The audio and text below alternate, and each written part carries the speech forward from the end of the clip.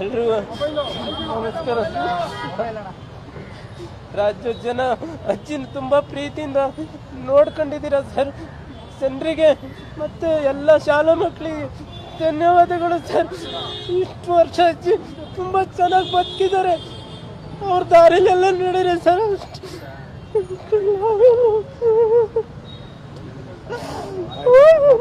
ಏನ್ ಮಾಡ್ಬೇಕು ಅದೋ ಹೇಳೋಣ.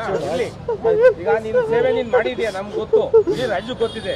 ನೀನು ಸಾಕಾಗಿ ಏನೇನ್ ಮಾಡ್ಬೇಕು ಮಾಡಿದ್ಯಾ ನೋಡಿ. ಈಗ ಏನ್ ಮುಂದೆ ಅಜ್ಜಿ ಮರ ನೆಟ್ಟಿದಾರಲ್ಲ ಸರ್ ಹುಲಿಕಲ್ಲಲ್ಲಿ, ಅಲ್ಲೊಂದು ಗಂಟೆ ಸಾರ್ವಜನಿಕರ ದರ್ಶನಕ್ಕೆ ಇಡ್ತೀವಿ ಸರ್ ಮರದ ಕೆಳಗೆ. ಅಜ್ಜಿ ಮರ ತುಂಬಾ ಪ್ರೀತಿ ಸರ್. ಕೊನೆ ಕಾಲದಲ್ಲಿ 20 ವರ್ಷ ಬೇಲೂರಲ್ಲೇ ಕಳೆದ್ರು ಸರ್. ಅಲ್ಲೊಂದು ಗಂಟೆ ಇಡ್ತೀವಿ ಸರ್. ನಂತರ ಮತ್ತೆ ಬೆಂಗಳೂರಿಗೆ ವಾಪಸ್ ತರ್ತೀವಿ ಸರ್.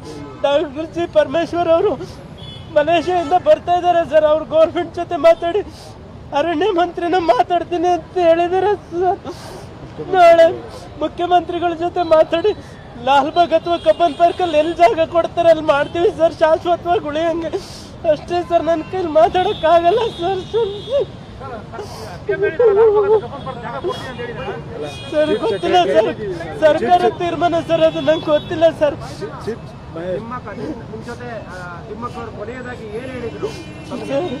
ಸರ್ ಸಂದೇಶ ಕೊಟ್ಟಿದ್ದಾರೆ ಸರ್. ಅವ್ರು ಬದುಕಿದ್ದಾಗಲೇ ಚೆನ್ನಾಗಿ ಬರ್ಸಿದ್ರು ಸರ್. ಅದನ್ನ ನಾನೇ ಜಗಳ ಮಾಡಿದ್ದೆ, ಈಗ ಯಾಕೆ ಪರಿಸ್ಥಿತಿ ಇದು ನೀನು ಚೆನ್ನಾಗಿದೆಯಾ ಅಂತ. ಆದ್ರೂ ಬರ್ಸಿದ್ರು ಸರ್. ಇಲ್ಲಿದೆ ನೋಡಿ ಸರ್, ಅದನ್ನ ನೀವೇನು ಸಂದೇಶ ಕೊಟ್ಟಿದ್ದಾರೆ. ಎಲ್ಲರೂ ಗಿಡ ನಡಿ ಅಂತ ಹೇಳ್ತಾರೆ ಸರ್.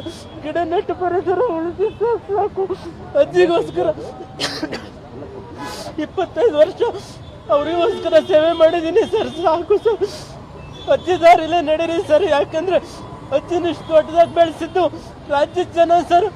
ಎಲ್ರಿಗೂ ನೋಡೋಕೆ ಅವಕಾಶ ಮಾಡಿಕೊಡಿ ಸರ್, ಅಷ್ಟೇ. ಇನ್ನೇನು ಮಾತಾಡೋಕ್ಕಾಗಲ್ಲ ಸರ್. ಈಗ ಹೊರಡ್ತೀವಿ ಸರ್, ಹುಲಿಕಲ್ಲಿಗೆ ಹೋಗ್ತೀವಿ ಸರ್. ಫಸ್ಟು ಹುಲಿಕಲ್ಲಿಂದ ವಾಪಸ್ ಬೇಲೂರು ಸರ್, ಹಾಸನ, ಆಮೇಲೆ ಮತ್ತೆ ಬೆಂಗಳೂರಿಗೆ ತಗೋ ಬರ್ತೀವಿ ಸರ್. ರವೀಂದ್ರ ಕಲಾಕ್ಷೇತ್ರದಲ್ಲಿ ಅನ್ಸುತ್ತೆ. ಸರ್ಕಾರ ಎಲ್ಲಿ ತೀರ್ಮಾನ ಮಾಡುತ್ತೆ ಅಲ್ಲಿ ಸರ್. ಫಾರೆಸ್ಟ್ ಮಿನಿಸ್ಟರ್ ಬರ್ತಾರೆ ಸರ್. ಈಗ ಫಾರೆಸ್ಟ್ ಮಿನಿಸ್ಟರ್ ಪರಮೇಶ್ವರ್ ಬಂದು ತೀರ್ಮಾನ ಮಾಡ್ತಾರೆ ಸರ್. ಹ್ಞೂ ಸರ್.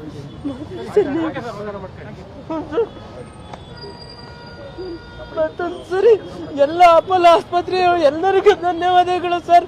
ತುಂಬಾ ಚೆನ್ನಾಗಿ ಒಳ್ಳೆ ಟ್ರೀಟ್ಮೆಂಟ್ ಕೊಟ್ಟಿದ್ದಾರೆ. ಇಷ್ಟು ವರ್ಷ ಜನನು ಸಾರ್ವಜನಿಕರು ಅಜ್ಜಿಗೆ ಸಹಕಾರ ಮಾಡಿದ ರೀತಿ ಮತ್ತೆ ಇಷ್ಟು ವರ್ಷ ಅಜ್ಜಿನ ಜಗತ್ತಿಗೆ ಬೆಳೆಸಿದ್ದು ಮಾಧ್ಯಮ ಸರ್. ನಿಮಗೂ ಧನ್ಯವಾದ ಸರ್.